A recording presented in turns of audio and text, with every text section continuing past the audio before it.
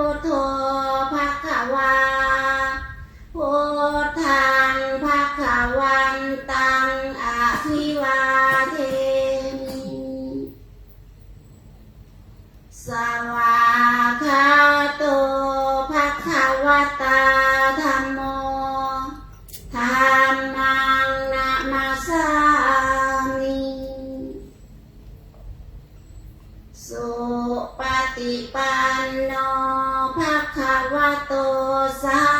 วกสังโฆสังฆังนามามินะโมตัสสะภะคะวะโตอะระหะโตสัมมาสัมพุทธัสสะนะโมตัสสะภะคะวะโต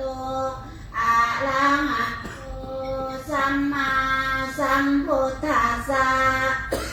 นะโมตัสสะภะคะวะโตอะระหะโตสัมมาสัมพุทธัสสะพุทธังสรณังคัจฉามิธัมมังสรณังคัจฉามิสังฆังสรณังคัจฉามิทุติยมปิพุทธังสรณังคัจฉามิทุติยมปิธัมมังสรณังคัจฉามิทุติยมปิสังฆังสรณังคัจฉามิตติยมปิพุทธังสรณังคัจฉามิตติยมปิธัมมังสรณังคัจฉามิตติยมปิสังฆังสรณังคัจฉามิปานาติปาตาเว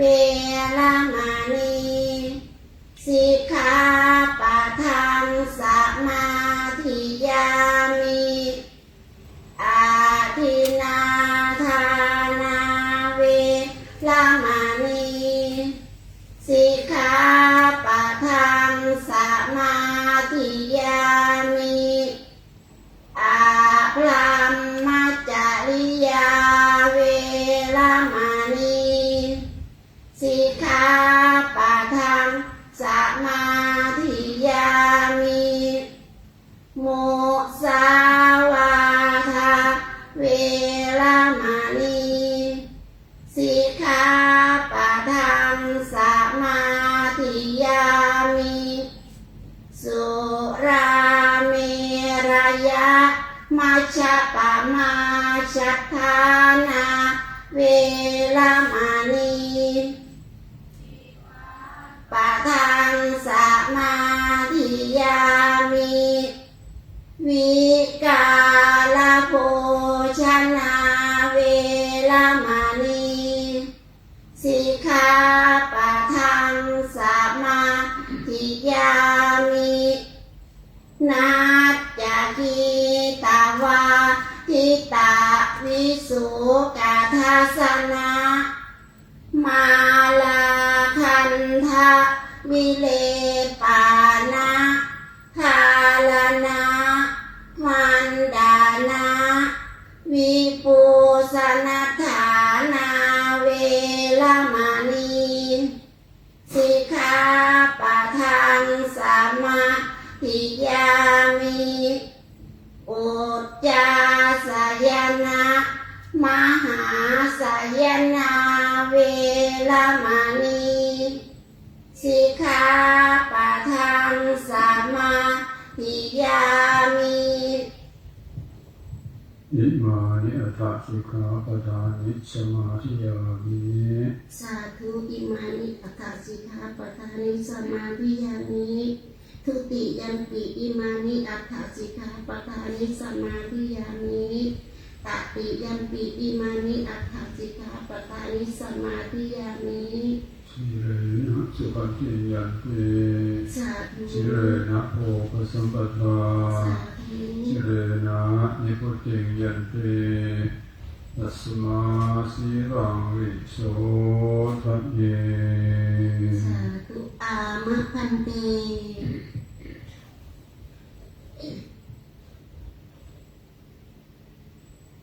สลามมาจะโลกาทิปาติสัมปาติกาตัญชลีอานาทิวาลังอายาจาธาสันติทัสสัตตาปะราชักขาชาติกาเทเสตุธรรมังอนุกรรมปิมังปัจจังท่านนิมนต์เจ้าค่ะ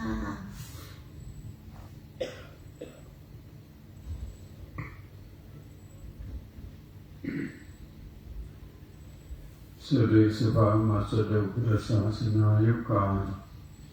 นับจำเดิมเทวันสุรินทร์ฝันอันประพักเข้าสู่ปริพานในองค์สมเด็จพระบรมศาสดาจารย์อรหันตสัมมาสัมพุทธเจ้าวันนี้ลงแล้ว2568 พรรษาปัจจุบันการสมัยพฤศจิกายนมาสวัสดีที่21วันนี้เป็นวันอังคารจะไว้เป็นวันปัจจุบันการในการเสด็จพันธุประพักเข้าสู่ปริพานมาวินัยพุทธศาสนาทั้งหลายที่เพื่อนักด้วยประกาศนี้นะโมตัสสะภะคะวะโตอะระหะโตสัมมาสัมพุทธัสสะนะโมตัสสะภะคะวะโตอะระหะโตสัมมาสัมพุทธัสสะนะโมตัสสะภะคะวะโตอะระหะโตสัมมาสัมพุทธัสสะอะระโสกิหิกามะโหตินะสาธุอสัญญโตปะปะสิโตนะสาธุราชานะสาธุอานิมิสสนการีโยบันติโตโพธโนตังนะสาธุติติขอนอบน้อมถวายพิวันธนาการในองค์สมเด็จพระบรมศาสดาจารย์อรหันตสัมมาสัมพุทธเจ้าแม้เสด็จดับขันปรินิพพานไปนานแล้วพร้อมทั้งพระสัทธรรม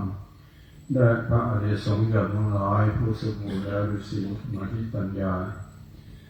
ขอโอกาสคณะสงฆ์พระเถระเถระครูบาอาจารย์ดูแลสังฆกรรมมีท่านสอนเพชรเป็นต้นตลอดทั้งปริวาสิกาภิกษุผู้ประยุปริวาสิกรรมทุกรูปทุกองค์ขอความพระสุขสวัสดีความเจริญรุ่งเรืองในบุญกุศลในศีลในธรรมจงบังเกิดมีแก่ญาติโยมบาสุบาจิกาโอขาวไม่ขาวสาธุชนคนดีทุกท่านทุกคนโอกาสต่อจากนี้ไปผมและธรรมภาพจะทำหน้าที่ผสมนิเทศหรือแสดงพระธรรมเทศนาในเรื่องการปฏิบัติเกี่ยวกับการปริวาสกรรมของพระเจ้าประสงค์ในการเจริญจิตภาวนาของบริวารการร่วมกันซึ่งเป็นกิจกรรมต่อเนื่องหลายปีมาแล้วตอนนี้เราคงจะปรับหลักในที่ตรงนี้แหละไม่ได้ยิ่งเคลื่อนย้ายไปที่ไหนเมื่อก่อนต่อก่อนนี่เราชิมลองดูตอนนี้มันจะเหมาะจะสมที่พอควรเห็นว่า3-4 ปีผ่านมานี้บรรยากาศทุกเรื่องดีมาโดยตลอด สถานที่สัตว์บอยะแต่ก่อนนี่พวกมาเข้าก็ดีว่าจะบ่นทำนองเดียวกันว่าขั้นจำเนี่ยมาหุยมันเยอะก่อนนี่เวลาลมผ่านมาอย่างนี้มันก็ปลิวไปทั่วเวลามานี้ก็มาใช้ที่ตรงนี้ค่อนข้างจะโล่งอกโล่งใจทั้งผู้อยู่กรรมและผู้เป็นครูบาอาจารย์กรรมญาติโยมบาสุบาธิกาก็เป็นจุดศูนย์กลางสูงเหมาะสมกับที่เป็นที่ตั้งพระประธานก็ได้ใช้ในสารพัดประโยชน์ในที่ประชุมทำมันอยู่ก่อนปฏิวัติมันจะบวชลูกบวชหลานก็พอจะทำได้เพราะสีมาของเราเป็นสีมาสมมติจะทำถูกต้องตามขั้นตอนพระวินัยดังนั้นพวกเราท่านทั้งหลาย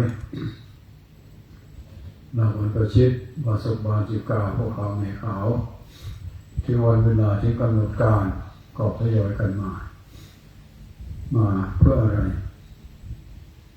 ถ้าเราจะคิดถามอย่างนี้ก็คิดหาคำตอบเขาเองถ่ายหลวงพ่อตอบให้กับมาเพื่อสร้างบุญสร้างกุศลสร้างคุณงามความดีร่วมกันปกป้องพระศาสนาทำบุญดีถูกต้องร่วมกันปกป้องพุทธศาสนาหนาวอย่างนี้คิดไปคิดมาคิดถึงองค์สมเด็จพระสัมมาสัมพุทธเจ้าสมกับที่ว่าเป็นบรมครูจริงๆเป็นศาสดาเป็นยอดคนมีปัญญาจริงๆมันหนาวนี่ถ้าพระพุทธเจ้ามีประทานไตรจีวรหรือปัจเจกสี่เอาไว้จีวรผ้านุ่งผ้าห่มอาหารยารักษาที่อยู่ที่อาศัยยารักษาโรคสี่อย่างเป็นปัจจัยสี่ของพระสงฆ์เครื่องอาศัยของบรรพชิตนักบวชเราหลับตาไปแต่มันหนาวอย่างเวลานี้ทุกวัน2-3 วันมานี้ประเทศอินเดียนี่นักบวชลัทธิหนึ่งเขาไม่นุ่งผ้านุ่งผ่อนห่มผ้าวันเกิดชุดวันเกิดไม่มีแม้แต่กระแบะเดียวเช่นเดียวไม่มีปล่อยร่อนจ้อนเลยลงมานั่งอย่างนี้ดูจะสะดวกไหมจะหนาวขนาดไหนแต่เขาก็ทำได้นะแต่วันนี้มันเจริญเขามีเครื่องไฟฟ้าให้ความอบอุ่นน้ำอยู่ในเขาก็มีน้ำอุ่นน้ำอะไร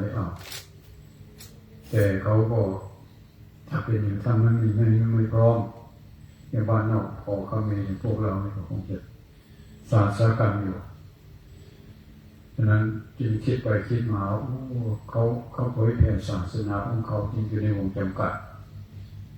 มาเดินล่อนไปมาอย่างพวกเราไปที่นู้นไปที่นี่ไปช่วยงานร่วมพี่น้องประโยชน์มิตรสหายพวกพ้องทำที่ไหนก็ไปร่วมกันไปแม้มันจะหนาวจะร้อนยังไงก็ต้องไปเพราะมันทนได้เพราะมีเครื่องปกป้องรักษาให้ความอบอุ่นถ้าเป็นพวกนั้นเราลำบากหน่อยพวกชีเปื่อยเพราะเขาไม่มีชุดไม่มีชุดไม่มีเสื้อมีผ้ามีอะไรปล่อยรถจำไปอย่างนั้นเองแต่มาเมืองไทยคงไม่ได้หรอกสุนัขมันเยอะคงสุนัขมันจะกัดเราไปกินแต่เขาก็อยู่ในเขตจำกัดของเขาก็ดีตัวอย่างนะคือเขาปล่อยวางเลยทั้งหมด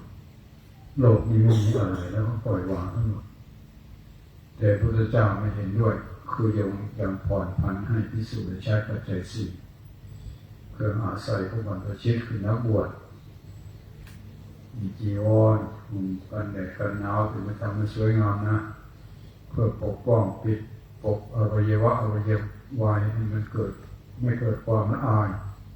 อวัยวะที่เป็นเหตุเกิดความละอายปกปิดเอาไว้อาหารการกินเพื่อบำรุงอัตภาพร่างกายเย็นไม่แข็งมีโรคภัยเบียดเบียนไม่หิวไม่กระหายยังบอกเตือนเอาไว้ว่าความหิวเป็นโรคอย่างยิ่งถ้ามันหิวก็รีบกินแล้วใช้มันเท่าความหิวแต่ของเรานี่ยังมีส่วนจำกัดอยู่สิ่งบางอย่างแต่เรายังดีกว่าเขาอยู่เท่านั้น แม้จะภาชนะจะใส่เข้าปากเขาก็ไม่มีช่วยพระอาจารย์มีใส่ไปในมือเลยแบมือออกไปก็ใส่ลงในมือเสร็จแล้วก็ขมำเลยใส่ปากเลยใส่ลงไปยกนี่ก็ใส่ปากจนนั่นนะอันนี้เขาทำเป็นอย่างนั้นคือเขาปล่อยวางทั้งหมดไม่เอาเลยดังนั้นพวกเราทั้งหลายที่มาเกิดมาเป็นมนุษย์ผู้ชายเป็นมนุษย์ผู้หญิงเป็นนับถือพุทธศาสนาถ้าจะว่าไปแล้วพวกมันถูกต้องอยู่นะนับด้วยถือด้วยนับคือให้รู้จำนวนถือคือมาปฏิบัติมาทำดูปฏิบัติดูพิสูจน์ดูที่คำสอนพระพุทธเจ้าสอนเอาไว้นั้นเรามาปฏิบัติแล้วมันเป็นสวากขาจะทำจริงไหมเป็นสัจจิโกจริงไหมแต่พวกเราสวดกันทุกวันเป็นการท้าทายผู้ศึกษาและปฏิบัติย่อมเห็นเองสันติโกกาลิโกไม่ประกอบด้วยการเวลาทำดีเวลาใดก็ได้ดีเวลานั้นทำชั่วเวลานั้นได้ชั่วเวลานั้นทำดีก็ดีทำชั่วมันก็ชั่วความดีความชั่วคนทำเป็นคนได้อันนี้เป็นสัจธรรมคำหนึ่งที่พระเจ้าตรัสเอาไว้สันติโกผู้ศึกษาเห็นเองนั้นพวกเราท่านทั้งหลายถึงมันจะหนาวบ้างอะไรบ้างก็ช่างมันเรื่องของฤดูกาลเป็นเรื่องธรรมชาติเราห้ามไม่ได้เป็นของมันแต่เรายังมีกุศโลบายในการปกป้องที่พระเจ้าอนุญาตเอาไว้นั่นแหละสมาอาภรณ์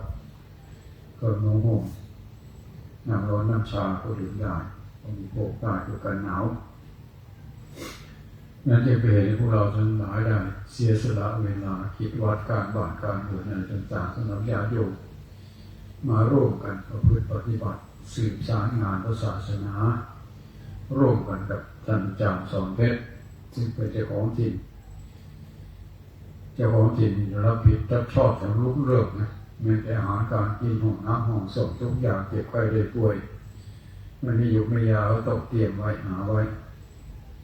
เพื่อป้องกันสิ่งนั้นมันเกิดขึ้นจะได้ใช้ได้ทันท่วงทีน้ำไม่ไหลไปไม่สว่างก็เจ้าวาดนั่นเองเป็นผู้รับผิดรับชอบยังมีทีมงานครูบาอาจารย์มาช่วยหลายท่าน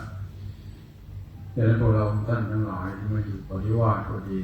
บางลูกก็มาประจำมาเรื่อยมาหลายปีแล้วบางลูกก็ยังไม่เคยมาเพิ่งจะมาหนแรกก็มีเหมือนกันบวชใหม่ก็ที่ว่ามาประพฤติปฏิบัติทดสอบอยู่ชิมลองดูจะมีรสมีชาติยังไงการมาอยู่ปริวาสกรรมดังนั้นวันนี้ก็ให้โอกาสผมได้มาทำหน้าที่ประถมนิเทศมาพูดธรรมะพูดวินัยท่านทั้งหลายได้สดับรับฟังร่วมกันในเวลาโอกาสที่พวกเราทั้งหลายได้เสียสละเวลามาร่วมกิจกรรมสำคัญของศาสนาก็จะได้ทำหน้าที่สองอย่างคือแนวในการปฏิบัติเกี่ยวกับธรรมะแนวปฏิบัติเกี่ยวกับพระวินัยธรรมะกับวินัยสองอย่างมันคู่กันไปด้วยกันเป็นของคู่กันก็เรียกว่าปาพจน์ที่รวมของคำสอนพระเจ้าธรรมะและวินัยสองอย่างที่ในธรรมมีพูดถึงธรรมะมันก็เกี่ยวข้องกับวินัยด้วยแต่พูดถึงวินัยเกี่ยวกับธรรมะด้วยไปด้วยกันเนี่ยก็เราจะพูดสองเรื่องด้วยกันที่ปารภท่านทั้งหลายได้สดับรับฟังส่วนพระวินัยเอาไว้ที่หลังส่วนธรรมะก็มีเรื่องจะพูดกันเยอะแต่เวลามันจำกัดก็พูดเฉพาะที่เป็นเขาจะเป็นในเวลานี้มันมีสองเรื่องดีกับเรื่องไม่ดีเรื่องดีเอาไว้พูดที่หลังเรื่องไม่ดีก่อนไว้จะได้ระวังมันเขาบอกว่ายาพิษอย่าแตะต้องอย่าไปมันถูกที่เป็นแผลเป็นอะไรมันอันตรายสืบซับเข้าไปร่างกายตายได้เหมือนกันนักปราชญ์ท่านที่มาให้ประมาทไฟมันจะน้อยนิดเดียวก็อย่าประมาทไปอย่าประมาทในบาปกรรมมันเป็นเล็กน้อยทำไปแล้วมันเป็นบาปเป็นกรรมทุกอย่างอย่าไปแตะต้องเศษหนี้เศษไปเศษกรรมเศษหนี้เป็นหนี้เขาไม่ใช่เขามันก็นิดหน่อยเท่านั้นเองเกิดเป็นเงินร้อยเงินพันเงินแสนได้อีกท ที่กับฆ่ากันเสียอะไรเสียนากับเพราะเศษหนี้เศษหนี้มันจะน้อยปีนั้นไปเข้าปริวาสที่บ้านนาว่าหลวงพ่อสมชายท่านจับที่โรงเรียนละมันจะอยู่ทุกวันนี้มีวสคนมานั่งคุยด้วยตอนไปเข้าเป็นอาจารย์กรรมนะเขาเป็นอาจารย์กรรมหลวงพ่อผมตอนนี้โล่งใจแล้วเป็นวันอยู่พ่อแม่เป็นหนี้เขาไว้นึกว่าเขาจะลืม12 ปีเอาเข้ามาแต่ก่อนปี2 หน่อนึงปี2 หน่อนึงจ่าย2เวลาส่งเขา3ปี2 หน่อนึงเป็น3 ถังเขาก็ไม่มากหรอก20 ถังเอามา20 ถังถ้าใช้เขาก็เป็น30 ถังต่อปี12 ปีก็ไม่ถามเลยเจ้าของพวกเป็นหนี้ก็คิดว่าอะไรเป็นหนี้เขาคิดว่าเขาลืมเขาไม่เอาเลยเขาไม่ทวงไม่ถามเลยพอปีที่12เขามาบ้านมาคุยเรื่องเป็นหนี้เข้า20 ถังไล่ไปปี2 หน่อนึงทุกปีถึง20 ปีมันขึ้นไปแล้วไงหลายเปลี่ยนอยู่ปาก็ว่าแกต้องขายนาครึ่งนึงนามี16 ไร่ขายสักครึ่งนึง8 ไร่ไปใช้หนี้เขาขายใช้หนี้เขาไปครึ่งนึงเหลือนึงก็เอาไปใช้ไว้ให้ลูกให้หลาน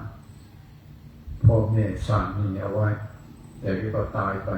ไปแล้วก็ทำบุญพ่อแม่คิดว่ามันจะแล้วกันไปพวกเขาไม่กลัวพอเลยแล้วก็ไปทัวเขาไล่จะดอกทบต้นไปเรื่อยๆเลย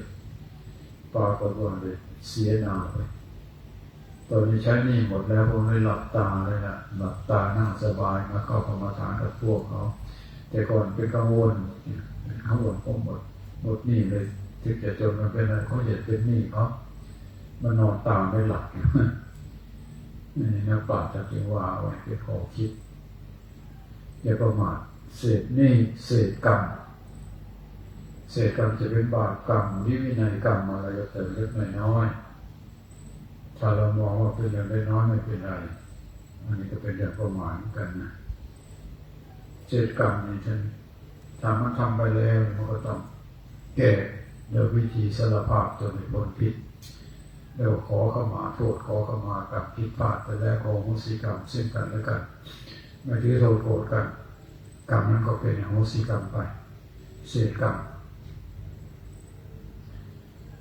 มันมี2 อย่างกรรมด้านธรรมะกรรมด้านพระวินัยกุศลกรรมอกุศลกรรมเศษกรรมมันก็มี2 อย่างกุศลกรรมมันก็เป็นกรรมเล็กน้อยแต่ทำไปบ่อยๆมันก็เห็นผลนะอย่าได้มองข้ามบุญกรรมที่ทำน้อยจะไม่ต่อตามต้องสนองผลอย่างเหมือนตุ่มที่เปิดไว้แล้วใช้ชนย่อมเต็มล้นด้วยทุกข์ที่ตกมา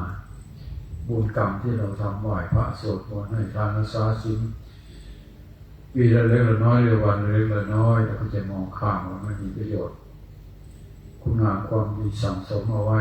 มากๆมันก็จะเป็นเหตุให้เกิดเป็นพลังเป็นก้อนเป็นกลุ่มใหญ่เป็นบุญใหญ่ขึ้นมา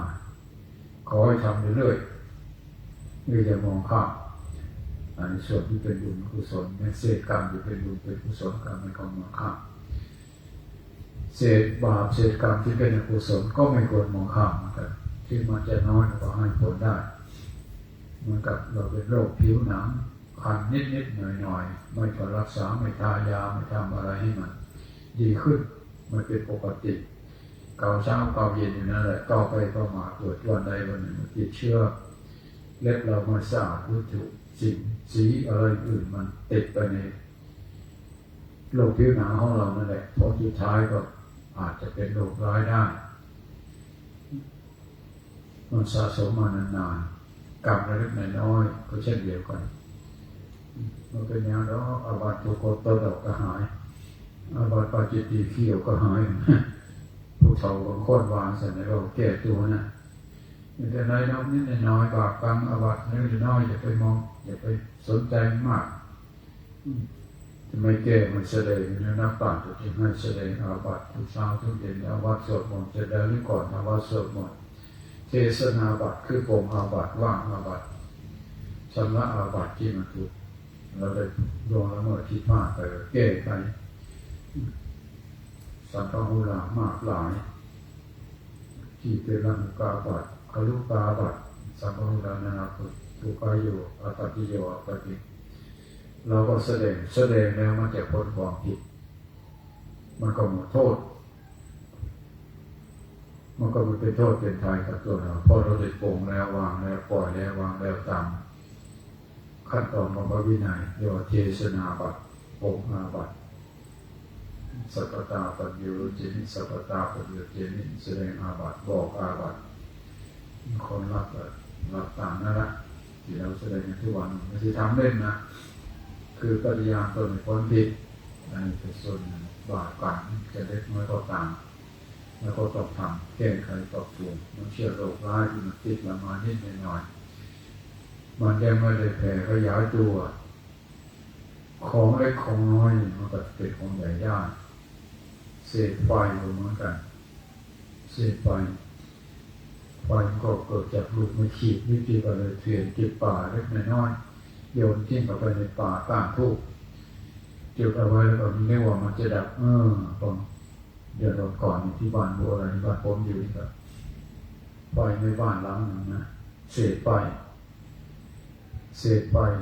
นิดหน่อยเด็กมันก็ไม่รู้คนเจ้าของบ้านก็ไม่รู้มันหล่นลงไปมันยังไม่ได้ลุกลามอะไรปล่อยไว้เป็น2-3 ชั่วโมง7 โมงที่ 3มันลุกลามใหญ่โตขึ้นมาก็จะตายกับบ้านวอดทั้งหลังอันนี้ก็ทำเสร็จแล้วนะจะอยู่ได้อาศัยคืนแล้วอันนี้ก็มาจากเศษไฟนั่นแหละเป็นไหม้เป็นเรื่องเป็นราวจากต่างประเทศในประเทศก็เหมือนกันที่จะจากไฟมันไม่ได้มาจากของใหญ่จากของเล็กน้อยถ้าที่มาให้ประมาทเศษไฟเศษกรรมเศษยาพิษนี่มันจะเป็นเรื่องเล็กน้อยก่อนน้อยท้อมันไปฉีดกินเข้าไปก็อาจตายได้เพราะยาพิษก็คือมันเป็นพิษกินเข้าไปมันก็ทำให้สภาพร่างกายของเราทรุดโทรมได้ก็เป็นพิษเป็นโรคร้ายอันตรายต่อชีวิตได้เหมือนกันยาพิษมันจะน้อยเช่นเดียวกันแต่ไม่ได้มองข้ามอันนี้นักปราชญ์โบราณท่านพูดเอาไว้เป็นข้อคิดสำหรับที่เรามีชีวิตอยู่ทุกวันนี้ถ้าเราเข้าใจเรื่องของกรรมเรื่องของมีสติสำรวมระวังแก้ไขปรับปรุงมันอยู่มันก็มีหลายๆประการที่ยังดีได้ดังนั้นวันนี้ท่านทั้งหลายที่มาอยู่ปริวาสกรรมมาแก้ปัญหานี่แหละเศษบาปเศษกรรมมาสร้างสมอบรมบุญงามความดีมีว่าสร้างบุญสร้างกุศลกุศลนะแห่งเยติบาปกรรมที่เราทำมาแล้วหรือลึกได้แล้วมันเป็นโทษเป็นภัยเดือดร้อนเราก็ขึ้นยึดได้แต่ละเสียเลิกทำต่อไปดำเนินชีวิตใหม่แก้ไขปรับปรุงด้วยกุศลวิธีกุศโลบาย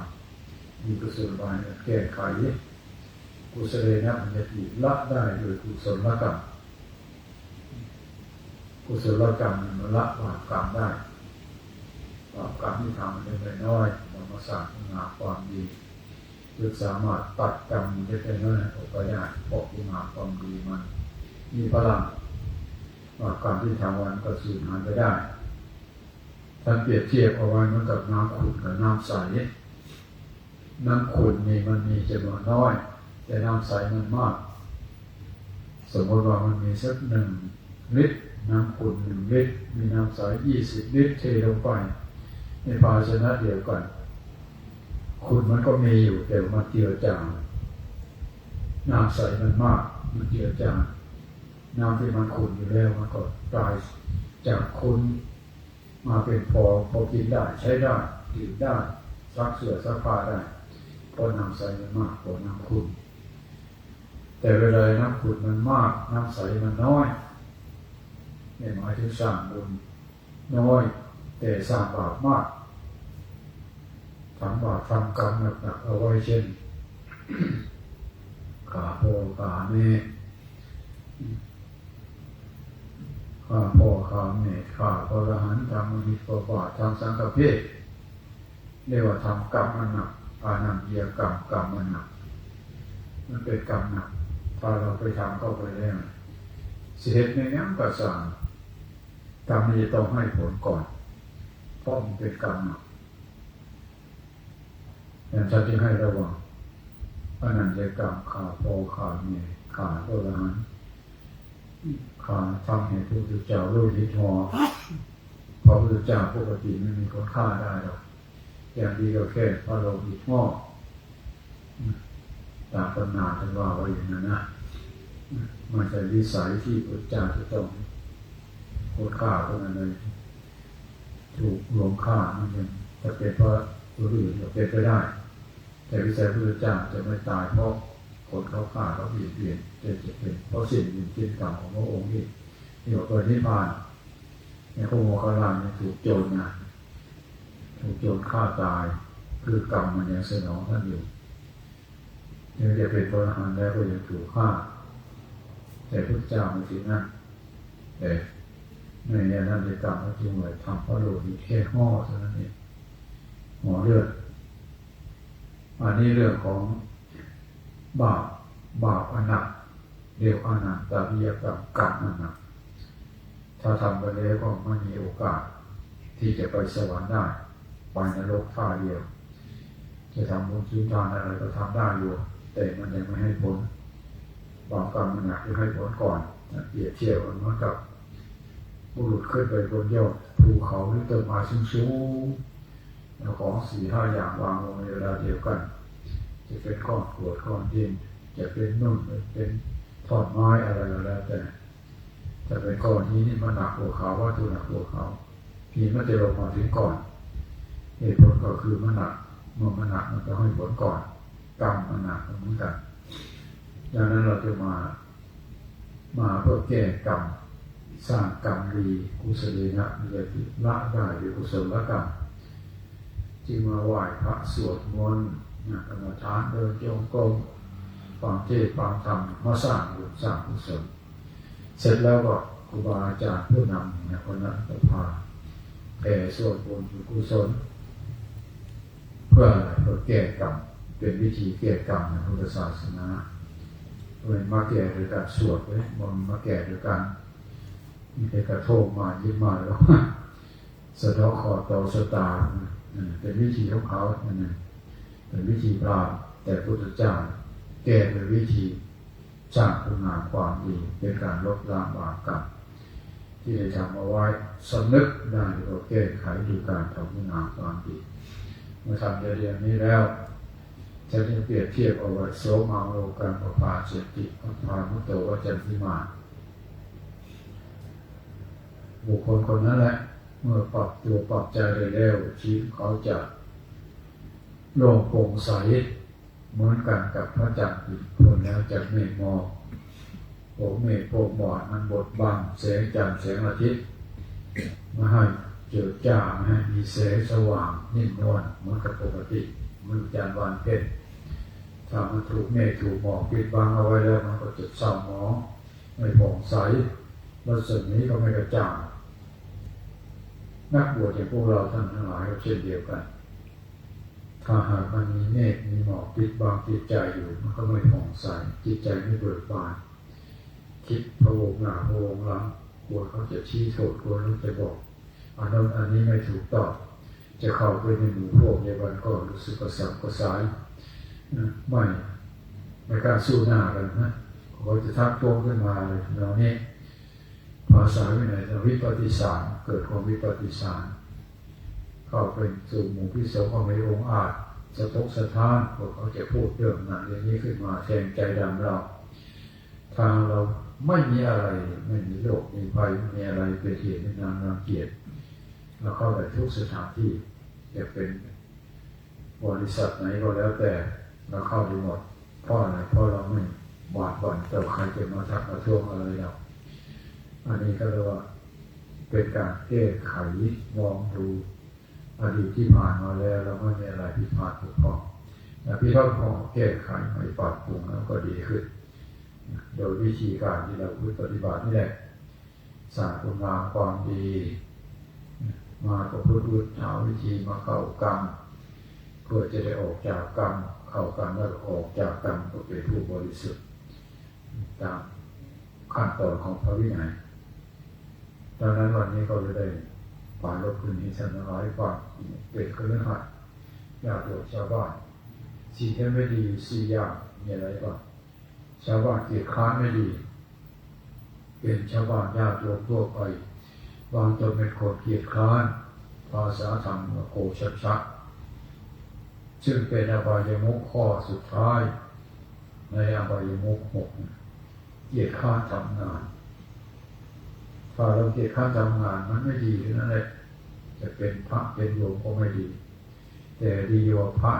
ทำไมฉันจะว่าโยมเขาเรื่องหาเกียรติค้านไม่ดี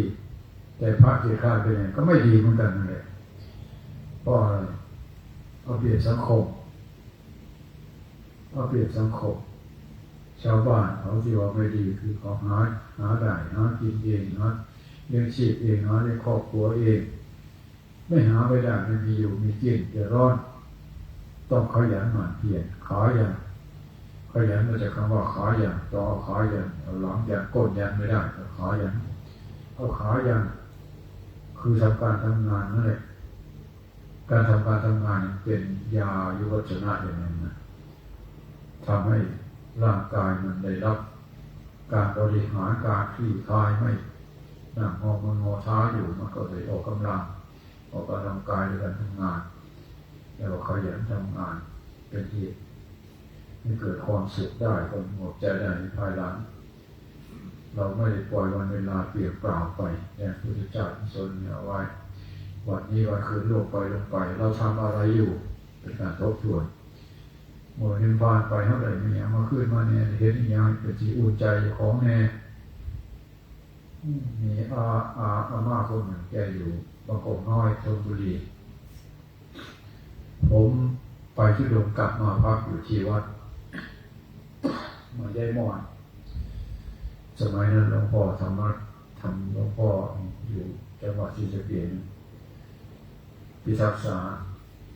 หลวงพ่อทำมาพิทักษานั่นเป็นจังหวัดไปกับหลวงพ่อบรรยางหัวหนึ่งไปคนที่สองเป็นรับพระพุทธรูปโยมอุบาสกเนี่ยชีเขาถวายพระพุทธองค์แรกที่มาไว้วัดป่าพุทธนี้เนี่ยไปบิณฑบาตตอนเช้าบาตรไม่มีไปไม่มีบาตรโยมไป3 คนไปดูกันเป็นรับพระเป็นพระเอาไปบิณฑบาตเราไม่มีบาตรทำยังไงวะนี่ก็จะไปถามพระทางนี้เขาก็ออกไปก่อนแล้วเดินไปเดินมาไปเห็นกระถางทูบเขาเอาบาตรเป็นกระถางทูบใส่ทรายเข้าไปบาตรอยู่ข้างอะไรปักทูบเอาไว้ไปเททรายก็ออกเราเอาบาตรไปบิณฑบาตปรากฏว่าไปบิณฑบาตไปไม่ทันพวกเขาเลยไปเรื่อยๆไม่มีใครใส่บาตรเลยคนเดียวก็ไม่ได้ใส่เพราะเขาไม่รู้เราด้วยเราก็ไม่รู้เขาด้วยกรุงเทพมันมีบ้านเราก็จัดคิวจัดอะไรยืนเป็นที่เป็นทางก็ใส่บาตรของเขาประจำเขามีสายประจำขาประจำของเขาบางคนเขาก็เอาเข้ามาตั้งเอาไว้หน้าบ้านเขาไปกวดที่อื่นเฉยอยู่ลูกพี่เขายังไม่มาเขาก็ไม่ใส่แล้วเป็นพระการถูกกลับไปไม่รู้เรื่องรู้ราวไปยืนรอวันนี้เขาจะใส่บาตรแอมเราก็แอมเขาก็ไม่มองมาเขาก็ไม่ใส่ให้เราเป็นพระสายอื่นเขาเดินผ่านมาแล้วก็มากระซิบบอกหลวงพี่เขาใส่ขาประจำนะหลวงพี่ไปที่อื่นก่อนเขาไม่ใส่เราเขาใส่ขาประจำโอ้เป็นงั้นไอ้บ้านเราเดินไปอีกไปเห็นยายอาชีพแก่หักตะกร้าเขาเรียกว่ากระเช้าที่เป็นภาชนะใส่ผลไม้หนักไม่ต่ำกว่า30 กิโล2 ข้างจะไปขายตลาดผลไม้แต่คนเดียวหาบ2 หาบแต่คนเดียวทำไงหาบนี่ไปวางข้ามไปมา2-3 เส้นไปวางไว้เสร็จแล้วก็เอาหาบล้างไปอีกหาบล้างไปวางข้ามไปโน่นอีก ฝากเอาไว้ที่ตึกบ้านเขาสองตึก3 ตึกนี่แหละฝากไว้แล้วก็มาเอาไปเรื่อยๆจนกว่าจะถึงที่ตลาดที่เขาวางขายอาชีพคนนี้ก็เป็นบ้าเรื่องนี้คนเดียวทำไมถึงหาผลไม้2 อย่างสงสารกับสงสารให้ผมรู้สึกว่าคนเก่งรุ่นแม่เราทำไมจึงลำบากขนาดนี้คนจีนเขาขยันจริงๆเราก็ไม่รู้ต้นปลายสาเหตุก่อนหลังมาเล่าให้พระฟังผมไปเห็นอาชีพคนมีเก่งขยันมากหาผลไม้ไปขาย2 กระเช้า2 หาคนเดียวหาไปแล้วไปวางไว้อีกหาละผ่านที่ไปวางไว้เดี๋ยวจะเริ่มที่ขายกิโลกว่าเก็บหักเลยโอ้ยพระก็เล่าไปฟังพี่ไอ้ซิมคนนี้ไม่ใช่ธรรมดานะลูกชายเขาเป็นผู้จัดการบริษัทนะคนหนึ่งก็เป็นผู้จัดการเกี่ยวกับที่ดินเป็นนายเกี่ยวกับที่ดินของจังหวัดด้วยเขาจะให้เงินคุณยายเนี่ยเขาเลิกขายของเลิกทำธุรกิจขายของเลิกอายุมากแล้ว84 ปีแล้วให้พักผ่อนไม่ต้องทำอะไรมากหรอกลูกเขาจะให้เงินเดือนคนละหมื่น2 คนที่3นี่เป็นลูกสาวคนสุดท้ายห้ามแม่ก็ไม่ยอมกูกินได้กูก็ต้องทำได้แต่วันใดกูหลับตาโลกไปกูจะไม่ต้องห่วงกูหรอกถ้ากูไม่ได้ทำกูก็ตายดีกว่าเก็บกูว่าถ้าไม่ได้ทำงานตายดีกว่าคนขยันเป็นอย่างนั้นนะอายุ84ยังแข็งแรงอยู่น่าคิดนะมันเป็นยาอายุวัฒนะออกกำลังขยันหมั่นเพียรแต่ก่อนเราไม่รู้ไม่ซึ้งในชีวิตตัวเองเพราะว่าก็ทำแบบธรรมดาสามัญทั่วไปชาวบ้านชาวเมืองแต่ว่ามาภายหลังรู้สึกว่าที่พระพุทธเจ้าตรัสเอาไว้มันถูกต้องนะที่ว่าอิทธิบาท4นี้อิทธิบาท4ฉันทะวิริยะจิตตะวิมังสา4 อย่างผู้ใดทำมากไว้ประกอบคุณงามความดีเป็นประจำทำบ่อยๆเข้มแข็งทำอยู่เรื่อยๆเพิ่มพูนบ่อยๆอิทธิบาท4แม้จะปรารถนาให้อายุยืนยาวไปได้1 กับ 1 กันก็ยังได้ตอนที่ส่งแสดงให้พระอนุฟังนะเรียกว่าธรรมสังเวชหรือปัจฉิมโอวาทข้อสุดท้ายเพื่อจะให้พระอนุนิมนต์ให้พระองค์มีชีวิตต่อไปในตอนที่ผ่านง่ายอยู่ไปสักพักหนึ่งแต่พระอนุถูกมารโดนใจแต่ก่อนเราคิดว่าเป็นไปได้คนปฏิบัติฉันทะวิริยะจิตตะวิมังสาธรรมะ4 ข้ออิทธิบาทมันเป็นยาทั้งอายุวัฒนะเป็นโอสถชนิดหนึ่งพอมาทบทวนดูสิ่งเราประสบพบเห็นมาในตัวเราเองก็เหมือนกัน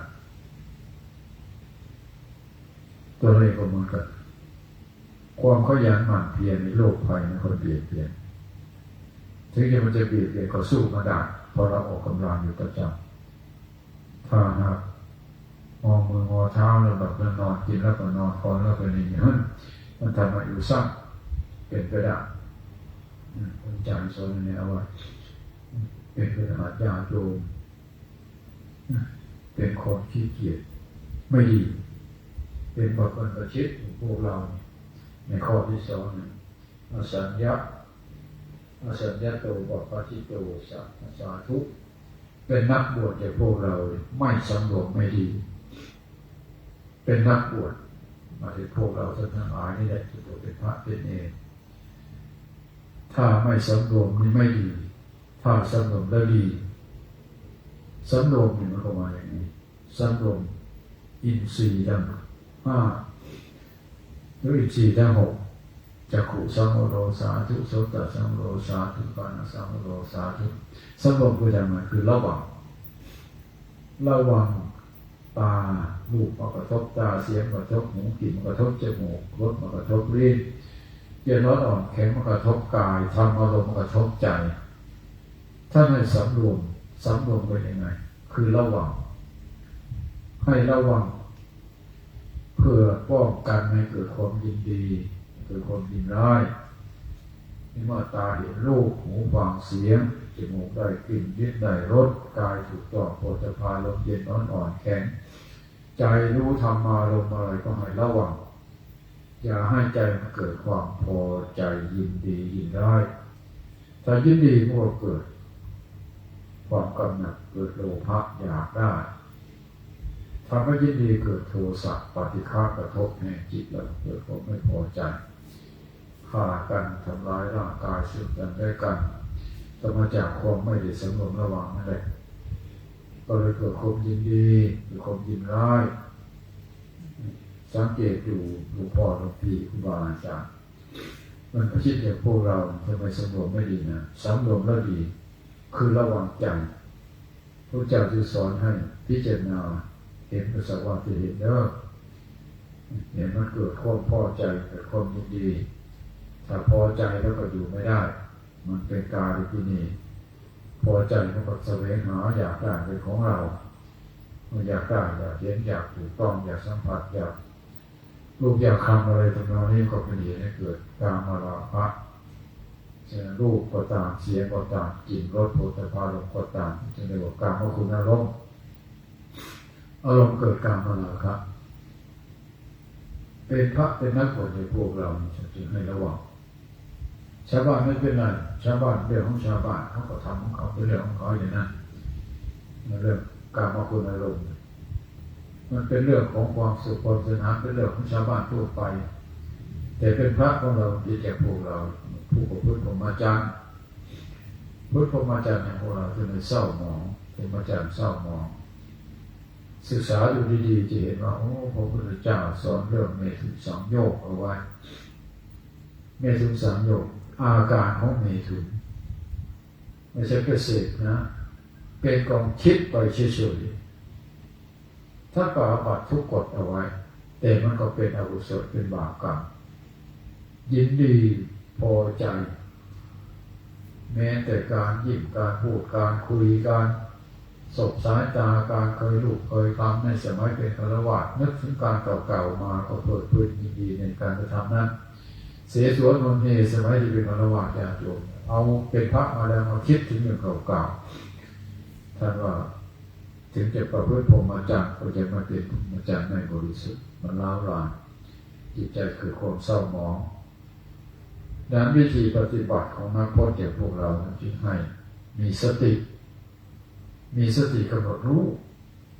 ตาเห็นรูปก็เห็นเนาะเห็นเนาะหูได้ฟังเสียงก็ยินเนาะได้ยินเนาะยินเนาะคือสำรวมนั่นระวังอย่าให้มันเกิดความพอใจอย่าเกิดความไม่พอใจพอใจก็เป็นโลภะไม่พอใจก็เป็นโทสะถ้าเฉยๆหรือไม่มีสติก็เป็นโมหะถ้ามีสติกำหนดรู้เห็นก็เห็นเนาะได้ยินก็ยินเนาะได้กินก็ได้กินเนาะมันจะเป็นปัญญาพอเราเห็นจากปัญญามีสติสัมยากำหนดรู้อยู่ก็ปล่อยวางได้เห็นก็สวัสดิ์ที่เห็นนี่มันก็เป็นสวัสดิ์ที่เห็นได้ยินสวัสดิ์ที่ได้ยินทำไมจึงเห็นนี่ได้ยินเพราะมันมีสิ่งมากระทบกันมันมีสาลายตนะเครื่องต่อสาลายตนะคือเครื่องต่อในจิตเจตสิกมันเกิดโลภะโทสะเกิดตรงนี้แหละเกิดที่ตาเห็นรูปหูฟังเสียงจมูกได้กลิ่นลิ้นได้รสกายถูกต้องโผฏฐัพพะลมเย็นร้อนอ่อนแข็งมากระทบกายธรรมอารมณ์มากระทบใจมันเกิดความพอใจยินดียินร้ายทำให้จิตใจเราเศร้าหมองบางคนมันก็ต่อเติมเป็นเชื้อไฟนะเป็นไฟราคะขี้ไฟโทสะขี้ไฟหมดขี้ไฟก็เผาใจตัวเองจีวรก็ร้อนเลยจีวรร้อนเป็นอะไรมันจะร้อนพอจะเห็นรูปจะยินเสียงรูปเสียงกินรสมันสำคัญมากนะหลวงพี่โยมเรียกหลวงพี่เสียงมันแว่วออกมาในหูติดใจอยู่3 วันมันมีคนเฉพาะพระหนุ่มในน้อยของเราต้องระวังเป็นการพิเศษหลวงปู่หลวงกลายพวกผมคงไม่เท่าไรหรอกมันตายด้านแล้วเหตุไม่ค่อยเท่าไหร่แต่คนบางคน3 คิด108,000 อย่างเหตุผลก็คือตรงนี้แหละพระเจ้ายังสอนให้ระวัง สำรวมระวังจักขุสังวโรสาธุโสตสังวโรสาธุเพราะมันมีสิ่งเหล่านี้ที่มันจึงมีถ้าไม่มีสิ่งเหล่านี้ก็ไม่มีสาระก็มีภัสสะคือการกระทบ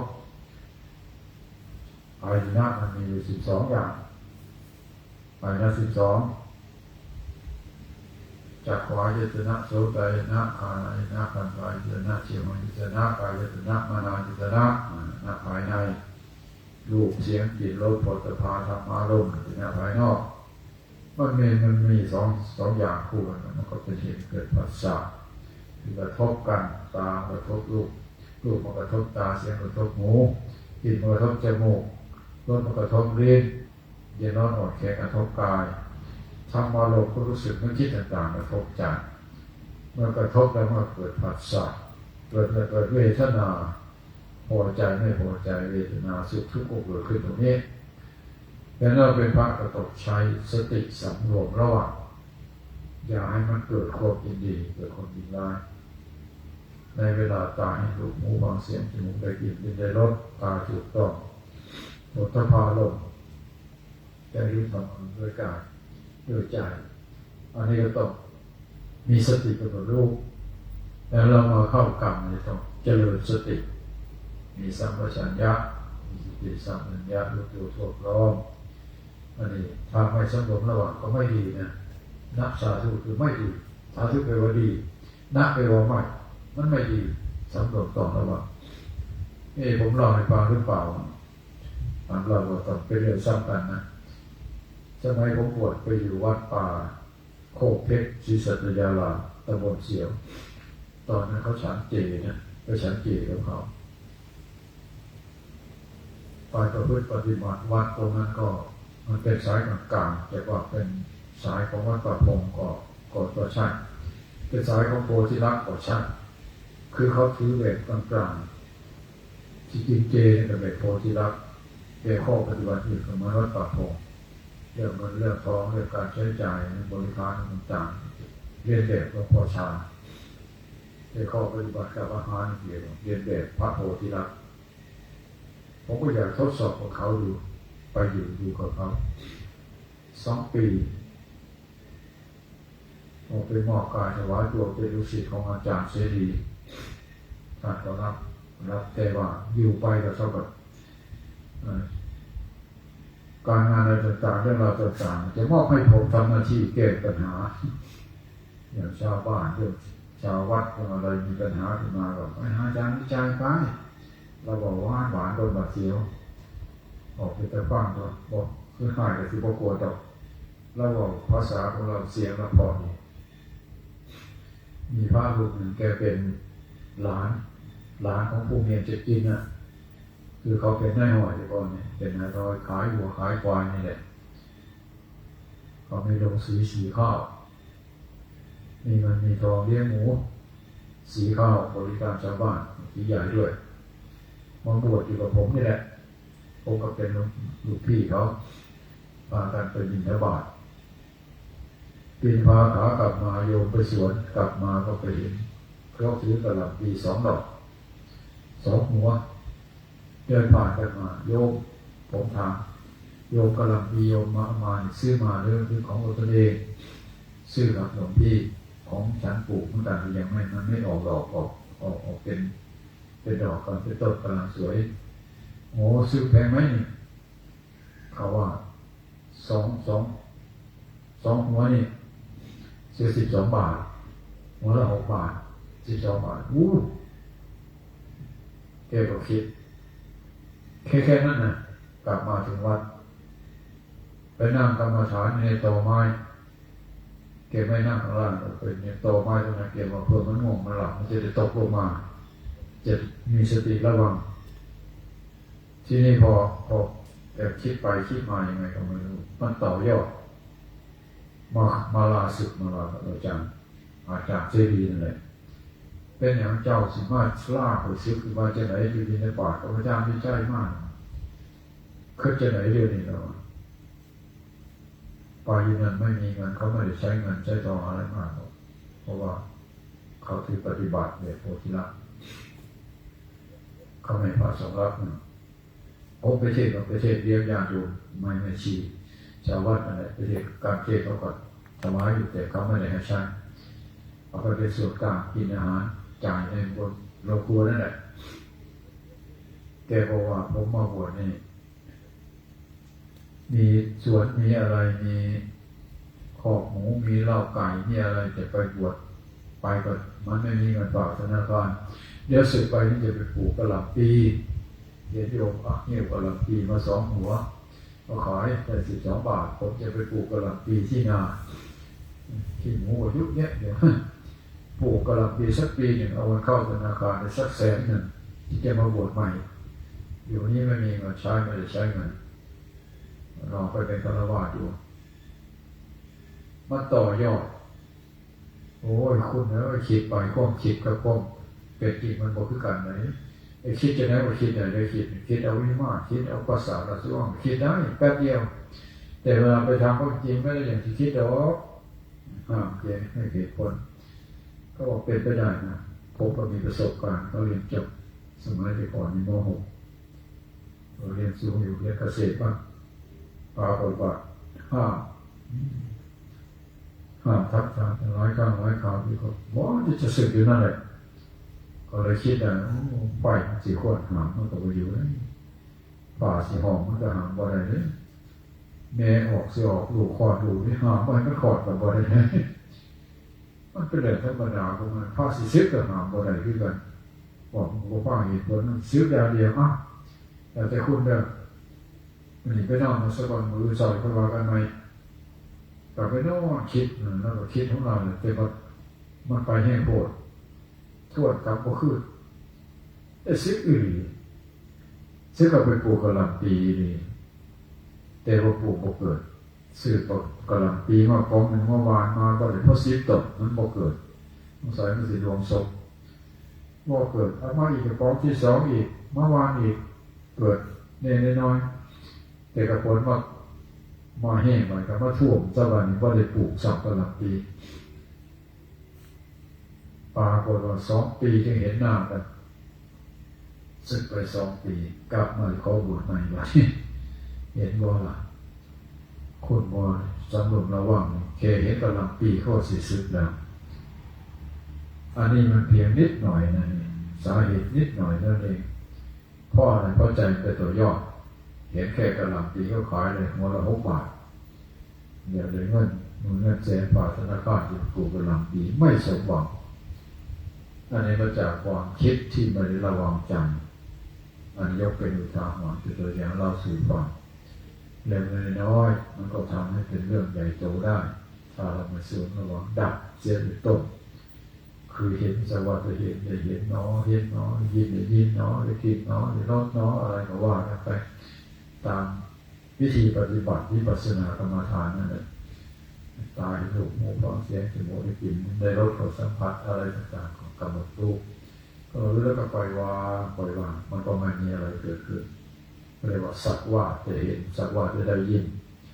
มันก็ไม่มีโทษมีภัยอะไรต่างๆพอตามันมีหูมีก็ต้องเห็นเราอย่างมันควบคุมใจเราเนี่ยดึงใจเราไปสู่อำนาจของกิเลสโลภะโทสะโมหะมันก็ครอบงำใจเราแต่จึงสอนว่าเป็นบรรพชิตนะกว่าจะพวกเราไม่สงบไม่ดีต้องระวังใจเนี่ยเกิดความหนักเกิดความขาดเคลื่อนเกิดความรุ่มหลงเกิดความมัวเมาถ้าเกิดความมัวเมาเรียกว่าประมาทเรื่องเหล่านี้ผลสุดท้ายก็เลยอยู่ไม่ได้มันร้อนราคะขี้ไฟตัวขี้ไฟเผาใจโดนใจตัวเองนอนห้องเอเรายังร้อนนะกิเลสมันไล่เลยถึงขนาดนั้นเลยดังนั้นชาวบ้านเขาจึงไหว้พระสวดมนต์เห็นลูกหลานมาบวชเขาทีเดียวดีใจเพราะท่านมาต่อต้านกิเลสมาประพฤติปฏิบัติให้เขาเกิดความเลื่อมใสศรัทธาเขาอยากได้บุญด้วยสามารถกราบพระลูกพระหลานได้เพราะอะไรเพราะผู้ปฏิบัติดีปฏิบัติชอบสุปฏิปันโนท่านปฏิบัติดีเพื่อละกิเลสถ้าไม่กิเลสมากมายเป็นกองเป็นอะไรถ้าภูเขาโอ้ยก็บดีจะเท่ากันเลยเขาบอกว่ามันก็มีไม่ต่างกับเราเท่าไหร่เดี๋ยวมันก็เกิดความศรัทธาเริ่มใส เป็นนักปกครองหมู่คณะปกครองตนเองให้มีนิสสมกรุณาสยโยเป็นนักปกครองเป็นผู้นักบริหารปกครองเพื่อปกครองหมู่คณะต้องใคร่ควรก่อนจึงทำการใคร่ควรคือพิจารณาทบทวนดูถ้าเรา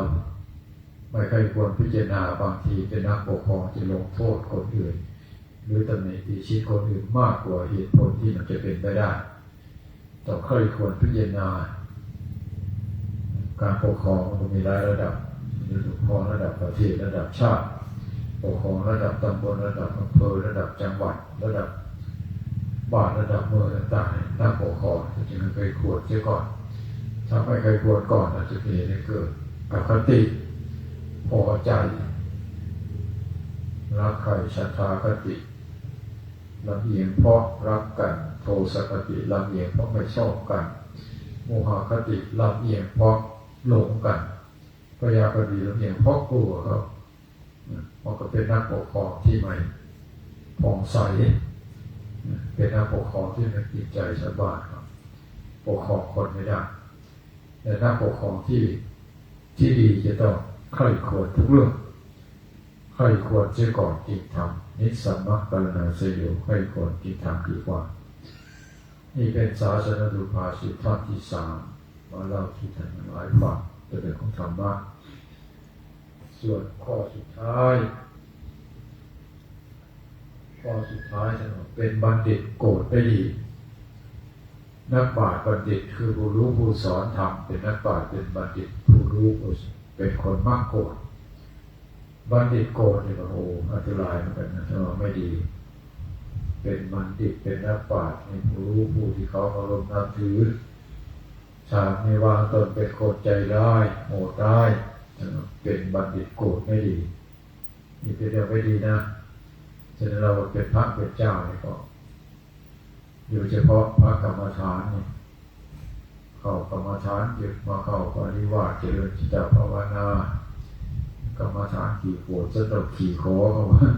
เขาพูดเอาไว้เป็นการกันในกันนี้เรานะให้สติเรานะพระกรรมฐานขี่โกรธสตบขี่ขอที่จริงก็มันก็มีส่วนถูกด้วยนะบอกอย่างพวกนี้สะดุดพอใจตามนี่เจ้าว่าที่ไปโรงพยาบาลขอเตมูมาเนี่ยเจ้าไปนี่ผมเคยลูกศิษย์ผมนี่คุณเขาแต่เงินต้องเขาถวายก็เอาไปนี่โดยจำเป็นต้องใช้เพราะเป็นใดมากกับแจกจ่ายมูเป็นวัดเอาไปเนี่ยใส่เนี่ยทั้งพุทธเนี่ยเก็บไปเนี่ยจำเป็นคนนั้นบ่มีคุณก็สิเดือดร้อนได้เพื่อนะตกไต่โบราณว่าเพื่อนะตกไต่ตอนนี้ไม่จำเป็นก็เก็บไว้มีคนเขาจะช่วยอะไรก็ช่วยไปทำไปแต่ว่าอย่าลืมว่าให้เขามาโตก็ยังเลยวันนี้เวลาพวกนี้ก็จะรอนมูแล้ววันนี้ขอคนอื่นเขาก่อนก็จะว่าสันโดษขี่ขอกรรมฐานขี่โกรธบางองค์พูดแต่ว่าเมื่อไปถึงแล้วใส่ตอนนี้ก็หน้าเราจะไปเลยขอดที่จะปูไปเขาเราให้ฟังแต่หลวงตาเป็นตัดใหม่จริงใหม่เรานะมรณภาพไปแล้วถ้าคนที่ถูกหลวงพ่อเรียนงานนะท่านที่หลวงพ่อเรียนงานเขาเป็นลูกศิษย์ท่านอะไรลูกศิษย์หลวงพ่อนั่นแหละเป็นตัดจริงใหม่เราไปขออนุญาตแค่สิปากว่าซื่อบริคอนใส่ไปนั่นโอ้มันแม่ตัวกรรมฐานขี่โคสนุกขี่ขอในท่านที่ให้สมรระหว่างเป็นบัณฑิตที่เขาให้เกียรติที่ความเคารพคืออยากสร้างปัญหาคือโกรธเป็นคนใจร้ายไม่ดีแต่โกรธแล้วไม่ดีสี่เรื่องเป็นเรื่องไม่ดีนะนี่ให้ระวังสี่เรื่องนี่เป็นเรื่องธรรมะตามหัวข้อยกมาพูดในวันนี้ส่วนเรื่องต่อไปสุดท้ายเป็นเรื่องของพระวินัยใช้นอนนาฬิกาเนาะไม่เขียนบนก็ว่าผมที่มิตาก็อยู่ที่หนาที่เราตรงนี้เดินมีบทมาตรงนี้โอ้พี่โอ้ไปแสดงผมมิตา เป็นตาเห็นมองไปข้างหน้าอ๋อสิเนี่ยขอบคุณออกไป2:45 นาทีสุดท้ายเป็นเรื่องพระวินัยก็คงจะลงกันพอดีแล้ว3 ทุ่มเลิกจบเรื่องพระวินัยกรรมที่เราทำวันนี้เป็นเรื่องการประพฤติวุฒานวิธีวุฒาวิธีคือการอยู่กรรมเพื่อชำระกิเลสเพื่อชำระอาบัติที่มันต้องด้วยละในวุฒาวิธีคืออยู่กรรมอาบัติบางสิ่งบางอย่างเราละในด้วยการแสดงปฏิญาณตนรับสารภาพตนแล้วก็พ้นผิดไปเรียกว่าสัพพตาอาบัติเป็นน้อยพอมาถึงการอยู่กรรมเนี่ยมันต้องเป็นอาบัติสูงขึ้นมากว่านั้นพวกเราเรียนรู้กันมาแล้วแหละเป็นอาบัติสังฆาทิเศษเกี่ยวเนื่องด้วยสงฆ์กรรมส่วนที่สงฆ์ให้และก็ส่วนเนื้อกับตัวอย่างของสงฆ์เขาเรียกว่าอาบัติสังฆาทิเศษเกี่ยวเนื่องด้วยสงฆ์ขอปฏิวัติต่อขอกระสงฆ์4 รูปเป็นอย่างน้อยสงฆ์เป็นผู้ทำกรรมก็จะมีอาจารย์กรรมอาจารย์กรรมก็เรียกพระปกตภิกษุผู้ที่มาเด็กอยู่ปฏิวัติมาดูแลสังฆกรรมมาทำกรรมแก่พวกท่านก็มาขออยู่กรรมเพื่อจะชดใช้สิ่งผิดพลาดบกพร่องไปแก้ไขด้วยวิธีการทรมานตนในพ้นผิดมาอยู่กับรับสารภาพต่อสงฆ์ผมขออยู่ปฏิบัติประพฤติอยู่ตามวิธีเพื่อออกจากอาบัติอย่างนี้เพื่อความบริสุทธิ์ของศีลสงฆ์ก็ให้ปฏิบัติเมื่อได้รับปฏิบัติมาแล้วก็มาประพฤติปฏิวัติกรรมขึ้นมาอยู่กับการอยู่กับนี่เขาจะมีวิธีมีกุศโลบายในการที่จะให้เกิดบุญเกิดกุศลโดยการดูแลควบคุมจัดกติกาการอยู่ร่วมกันในการอยู่ปฏิวัติกรรมกติกาของการอยู่ร่วมกันทำยังไงบ้างมีการเก็บวัดมีการบอกวัดมีการสมาทานวัดมีการไหว้พระสวดมนต์กิจกรรมทุกอย่างเป็นสงฆ์ใครควรพิจารณาแล้วตั้งแต่เวลาไหนถึงไหนตื่นขึ้นมาเด็กตี 3มานั่งกรรมฐานนั่งกรรมฐานเจริญจิตภาวนาไปจนโน้นตี 4 ตี 5ไหว้พระสวดมนต์แผ่เมตตาที่สวดมนต์กุศลใส่มีกรรมเจ้ากรรมนายเวรสุดท้ายอันนี้เป็นเรื่องของสงฆ์บัญญัติขึ้นมาแต่งตั้งขึ้นมาตามพระเจ้าบัญญัติเอาไว้ให้ผู้เข้าไปร่วมกันได้ทำตามสงฆ์ให้ปฏิบัติอย่างนี้ถ้าไม่ทำก็แสดงว่าท่านปฏิบัติกรรมบกพร่องสิทธิของผู้ดูแลสังฆกรรมอาจจะมายกโทษให้ถ้าต่ออาบัติทุกกฎนะมายกโทษคือไม่ให้ขึ้นมานะไม่ขึ้นปริวาสสมบูรณ์ไม่บกพร่องไม่ขึ้นมานะให้ท่านก็ไม่มีโอกาสได้ออกกรรมที่นี่ไม่ได้ออกกรรมกับพวกเขาพ่ออะไรบกพร่องวัดนั้นบกพร่องไม่สมบูรณ์นักครูบาอาจารย์ก็ลงโทษแต่วิธีการให้แก้ไขปรับปรุงตัวเองให้อยู่ปฏิวัติกรรมจนครบกำหนด3 ราตรีหรือประพฤติมานับได้จากปฏิวัติไปหอดมานับ6 ราตรีนับราตรีชาลัตตังชาเป็นว่า6 ราตรี6 คืนถ้าในระหว่าง6 คืนที่ทำอะไรผิดพลาดบกพร่องไปไม่บอกวัดไม่สมาทานวัดอะไรสิ่งนี้ก็เป็นเหตุบกพร่องกรรมมันก็เสียกรรมไปมานับก็ไม่สมบูรณ์นับราตรีไม่ได้ต้องอยู่ให้มันครบ6 ราตรีอันนี้คือมติของผู้ดูแลสังฆกรรมที่ไหนก็เหมือนกันหมดนั่นแหละเรื่องของมานับแต่6 ราตรีเป็นอย่างน้อยที่สารคามเขาปีนี้มี131 ลูกเท่ากับเปิดวันที่15 ผ่านมาแล้ว131 ลูกปีกาย93ปีนี้131 ลูกสายงานของเราก็ไปอยู่หลายลูกคงจะเปลี่ยนกันไปกันมาช่วยจากนี้บ้างนั้นบ้างอันนี้ก็เป็นวิธีการ ตามขั้นตอนพระวินัยในขณะที่เพื่อปฏิบัติอุทานวิธีอยู่นี่อยู่กลางเนี้ยเกิดมีความผิดพลาดบกพร่องเรื่องของอาบัติซ้อนอาบัติก็ให้บอกกรรมบอกข้อปฏิบัติของตัวเองได้ผิดพลาดบกพร่องไปแล้วอาบัติหนักตัวเดียวนุบัติแบบเดียวกันอย่างเดิมเป็นเรื่องของผู้ที่อยู่กับก็ต้องบอกแล้วครูบาอาจารย์เขาจะได้ยกเอาเป็นอาบัติซ้อนหนึ่งแล้วปฏิกัสสนาเข้าปฏิกัสสนาย้อนหลังมันบกพร่องนับราตรีไปไม่ได้เข้าใหม่นับหนึ่งไปใหม่เรื่องปฏิกัสสนาอันนี้ชักกระหาบาดเดิมแทนที่มันจะได้ออกก็ไม่ได้ออกเพราะมันผิดพลาดบกพร่องไปทำให้ข้ามคืนนะทำให้ข้ามคืนไปต้องนับหนึ่งใหม่ทำให้ข้ามคืนก็หยุดต่อไปมันก็จะพ้นได้ด้วยการอยู่ปัสสนาชักกระหาบาดเดิมจนถึงวันสุดท้ายแต่ผ่านกับยกเข้าสู่หมู่เป็นพระสงฆ์บริสุทธิ์เหมือนเดิม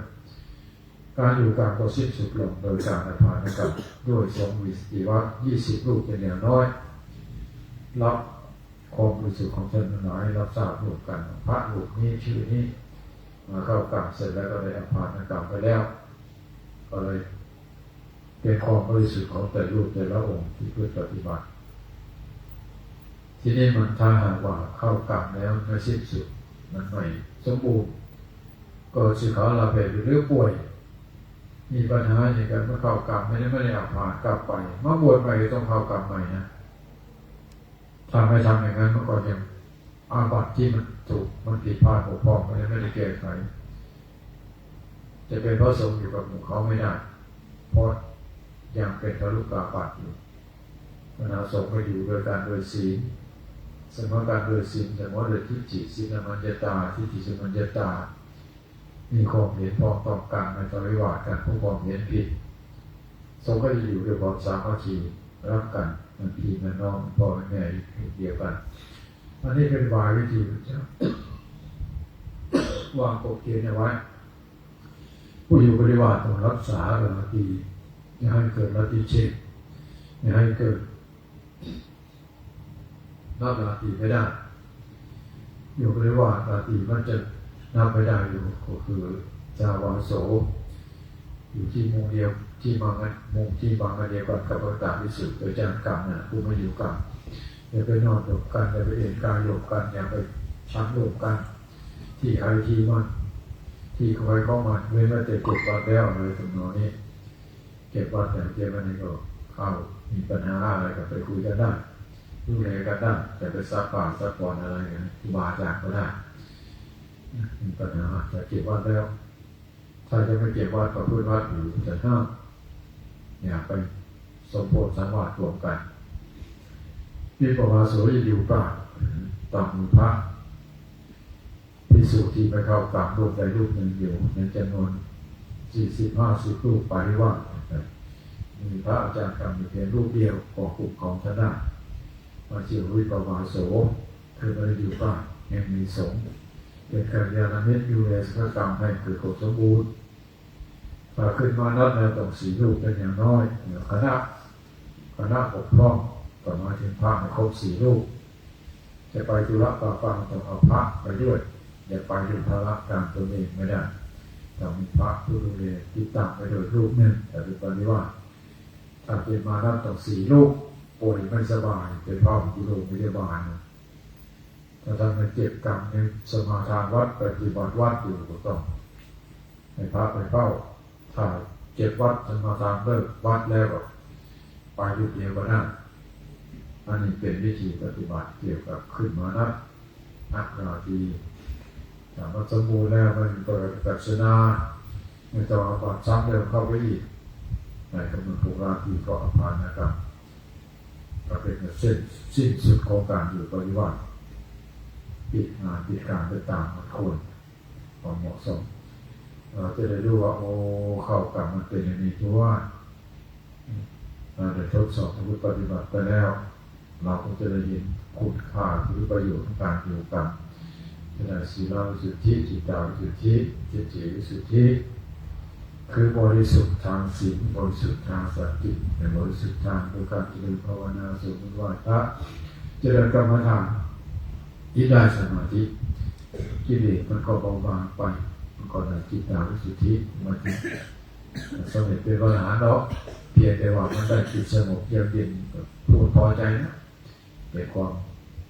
สมหวังที่เราตั้งใจมาในคุณค่าของการมาอยู่ร่วมกันมาพูดปฏิบัติสิกขาลาเพศไปก็ไม่ต้องก้าวหน้าก้าวหลังทำมาหากินเจริญรุ่งเรืองครอบครัวก็อยู่เป็นสุขถ้าหากเราไม่ได้ชำระมีอาบัติมีโทษติดตามไปด้วยก็มันเชื่อโรคร้ายไปทำอะไรก็มันเจริญมีเงินมีทองก็เก็บไม่ได้มีลูกมีอะไรทะเลาะเบาะแว้งกันบ่อย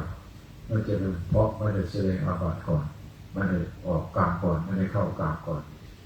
ดังนั้นคนบาอาจารย์ผู้หลักผู้ใหญ่นี่เป็นพ่อเป็นปู่ของเราจะเขียนบอกเอาไว้เวลาจะสึกกฎแสดงอาบัติเสียก่อนแต่เป็นอาบัติลึกอย่างที่มาเข้ากรรมเสียก่อนเนี่ยพวกเราทำในเวลานี้สิกขาลาเพศไปก็หาอยู่หากินครับฐานะครอบครัวที่นั้นรุ่งเรืองเราใช้เวลากับท่านทั้งหลายแล้วเวลา4 นาทีเห็นว่าสมควรแก่การเวลาแล้วท่านทั้งหลายก็จะได้พักผ่อนก็ตามสมควรส่วนครูบาอาจารย์คงจะมีการประชุมตั้งกฎกติกาต่างๆภารกิจการงานให้แต่ละฝ่ายได้ที่มีกันตามความเหมาะสมสำหรับผมก็ทำหน้าที่ปฐมนิเทศเรื่องวินัยด้วยเรื่องธรรมะด้วยตามหน้าที่ของครูบาอาจารย์ท่านมอบหมายให้ขออนุโมทนาขอบคุณคุณตาคุณยายคุณพ่อที่มาจากบ้านไผ่นาบ้านนาดูบ้านดูน้องอะไรนะชุมพลบุรีเคยไปอินเดียร่วมกันกับอาจารย์สมเด็จอายุ83แล้วโอ้ก็ยังอุตส่าห์มาทั้งในบ้านด้วยพูดเคยกันเคยรู้จักกันสมัยที่ไปประเทศอินเดียมันก็เป็นห่วงงานห่วงการอยากจะมีโอกาสร่วมสร้างบารมีกับครูบาอาจารย์เลยเสียสละเวลามาร่วมขออนุโมทนาคุณตาคุณยายทุกคนนะมาเป็นสีเป็นสันมาเป็นบริวารให้เกิดความสมบูรณ์ในเรื่องของพุทธบริษัทที่บาสุบาธิกาจะเป็นการชนเป็นกำแพงปกป้องศาสนาร่วมกับพระเจ้าพระสงฆ์สืบไปขออนุญาตคุณพระศรีรัตนตรัยพระเจ้าพระธรรมพระสงฆ์ศีลทานการกุศลคุณงามความดีบารมีธรรมทั้งปวงพวกเราทั้งหลายและวันประชิตและบาสุบาธิการ่วมกันประกอบการทำงานแต่ต้นในวันนี้ทำให้กับต่อไปความรวมเป็นภาวะที่ปัจจัยอุปนิสัยตามสมอำนวยผลดลบันดาลในคณะสงฆ์ของเราทุกรูปทุกองค์บาอาจารย์ตลอดทั้งปริวาสิกะสาธุชนผู้สนใจใกล้ธรรมทุกท่านจงประสบด้วยความสุขความเจริญปราศจากทุกโศกโรคภัยให้มีอายุวันนะสุขภาระปฏิภาณในสามสมบัติเจริญรุ่งเรืองในวงพุทธศาสนาตลอดกาลเป็นนิสติมาในเสถียรธรรมนำตนพ้นจากกองทุกข์ประสบสุขทุกข์ที่บาราตีการจงทุกท่านทุกคนเชิญเอวังคนมีด้วยประกาศเช่นนี้สาธุที่เราได้ยินได้ฟังจากเราไปนั้นแก่ท่านพระครูวิทยาวงศ์ของพอใจท่านพระสายงานปริวัติกรรมแต่ว่าสมบูรณ์ในส่วนของธรรมประกาศของพระวินัยในเมตตาธรรมมันจะมีกิจตัวเรามากในการที่จะปกครองคณะสงฆ์ด้วยในเขตพื้นที่เขามีงานเช่นเดียวกันนี้แต่ก็ยังมีเมตตาให้มาโอวาทธรรมในวันแรกกับเราทั้งหลายนั้นตอนนี้ก็เขาเชิญคุณโยมพี่หมอศิวิไลในถวายถึงด้านของการเทศบูชาธรรมและก็โยมแม่สำราญวรศรีเจ้าภาพกระเช้าแล้วก็หลวงพ่อถวายเป็นการบูชาคุณแล้วก็บูชาธรรมเป็นหลวงพ่ออย่างแต่ว่าได้มีโอกาสแล้วก็วัฒนาเรียนทางด้านของการประพฤ ฤติปฏิบัติได้เป็นผู้ที่ผ่านการตรงในการประพฤติปฏิบัติมาในหลักการและหลักธรรมญาติโยมนั่นใดที่จะรวมถวายเป็นการส่วนตัวก็เรียนเจริญพรนะโดยความคุ้นเคยหลวงพ่อได้มีความคุ้นเคยกับญาติโยมทางด้านของโยมแม่สมทรงเองก็ดีหรือว่าญาติโยมที่มาที่นี่ส่วนใหญ่ก็เคยเดินทางร่วมแสวงบุญกับพระเดชพระคุณหลวงพ่อโยมแม่สมทรงเองก็ดีเป็นโยมที่หมอใครเจ็บป่วยเจ็บไข้อะไรก็ผมมีหมออยู่แล้วปลดเกษียณแล้วล่ะหมอทหารนะครับผู้พันปลดเกษียณแล้วผมอยู่ออกจากสนามรบก็มาสนามวัดนี่แหละรีออกมาไม่ได้ทำอะไรเปลี่ยนอาชีพใหม่เป็นนักท่องเที่ยวก็เที่ยวแสวงบุญไปจะไปก็เดือนมีนาเลยไปกับท่านจันทร์บุญสิริก็ทำมาทูตสายต่างประเทศเนี่ยท่านได้จำพรรษาในหลายพรรษาเวลาไปอินเดียก็ได้ไปอาศัยท่านได้หาข้าวหาน้ำให้ฉันอยากโยมก็ได้ไปพึ่งพาอาศัยที่กินด้วยอยู่รอโยมได้กับที่ได้รับพร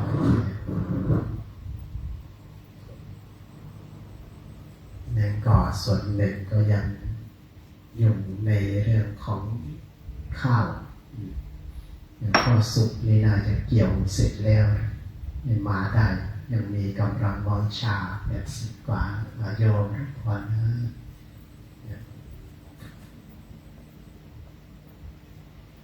ช่วงนี้โยมพระเข้าที่วัดธรรมจักรวันเดียวกันนี่แหละไม่รู้ว่าที่ลูกข้อเราจะเท่าไหร่ทั้งหมด50 เท่าไหร่เดี๋ยวใช้ได้ทุกวันพระนอนได้50ที่ว่าสมบูรณ์นะเชิญเจ้าภาพละครนะที่บูชากันเทศเอาไว้บูชาธรรม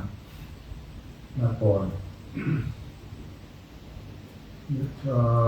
วาริวังปุราปาริปุเรนติสาวาเนวะอิโตทินังเปตนังโอปกปติอิชิตังปฏิตังตัมังคิปเมวะทิมิชิตุสัพเพปุเรนโตสังกัปปาจันโทปนระโสยถามณิโชติระโสยถาสัพพิติโยวิวัตติโยสัพพะโรโคนัสตุมาเตโกวันรายโยสุขีนิกายโกภวะอภิวาทนาสีสนิจังวดาเจริโยจัตตารโอธัมมาวัฏันติอายุวันโนสุขังภะลังพระประราศิกะให้กันได้จงในกราบบูชาคุณและบูชาธรรมหลวงพ่ออีกครั้งหนึ่งพร้อมกันกราบแต่ว่าเป็นการในเคารพธรรมเคารพวินัยเป็นโยมกราบแล้วก็ลาเลยที่โยมได้ไปเลยอรหังสัมมาเลย